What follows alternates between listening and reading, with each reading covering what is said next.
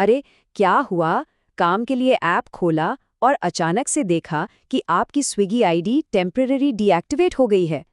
हम समझ सकते हैं कि कितनी टेंशन हो जाती है, पर चिंता की कोई बात नहीं है। हम यामा है आपकी मदद करने के लिए। चलिए फटाफट इस प्रॉब्लम को सॉल्व करते हैं। तो अगर आपकी स्क्रीन पर कुछ ऐसा मैसेज दिख रहा है ना, तो घबराइए मत, आप अकेले नहीं हैं। कई डिलीवरी पार्टनर्स के साथ ऐसा होता है। सबसे ज़रूरी बात ये समझना है कि ऐसा हुआ क्यों और इसे ठीक करने के लिए अगला कदम क्या उठाना है। और दिमाग में सबसे पहला ख्याल यही आता है ना, घबराहट होती है, कंफ्यूजन होती है कि अब क्या होगा, काम कैसे चलेगा। ये सारे सवाल आना तो बहुत नॉर्मल है। लेकिन सबसे ज़रूरी बात यह है कि टेंशन नहीं लेनी है। हर प्रॉब्लम का एक सल्यूशन होता है और इसका भी है। हम आपको स्टेप बाय स्टेप बताएंगे कि इस सिचुएशन को कैसे हैंडल करना है। ठीक है, तो अब बात करते हैं सल्यूशन की। अच्छी खबर यह है कि आपके अकाउंट को वापस ऑनलाइन लाने का एक बहुत ही साफ और आसान तरीका है। और वो रास्ता है सपोर्ट से बात करना। यही आपका पहला और सबसे ज़रूरी कदम है। इधर उधर सोचने के बजाय सबसे अच्छा यही है कि सीधे सही जगह से जानकारी ली जाए। ये समझना बहुत बहुत ज़रूरी है।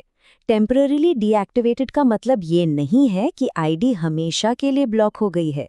नहीं, इसका सीधा सा मतलब है कि कोई प्रॉब्लम है जिसे सही तरीके से सॉल्व किया जा सकता है। बस ये जान के ही आधी टेंशन खत्म हो जाती है ना? तो प्रोसेस क्या है?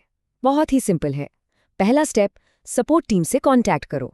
दूसरा स्टेप, वो जैसा बताएं, एक रीएक्टिवेशन रिक्वेस्ट, मतलब आईडी फिर से चालू करने की रिक्वेस्ट डाल दो।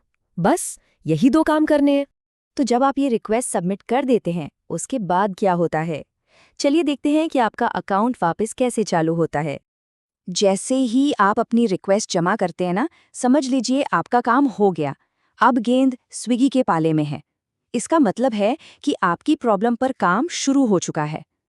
अब बस थोड़ा सा सब्र रखना है। इस प्रोसेस में थोड़ा टाइम लग सकता है, लेकिन ज़्यादातर मामलों में ये प्रॉब्लम जल्दी ही सॉल्व हो जाती है। और फिर आता है वो मैसेज जिसका आपको बेसब्री से इंतजार था। अकाउंट फिर से चालू हो गया है। क्या बात है! ये देखकर सच में बहुत बड़ी राहत मिलती है ना? और जब अकाउंट वापस आ जाता है तो सब कुछ पहले जैसा नॉर्मल हो जाता है। अब बस काम पर वापस लौटना है।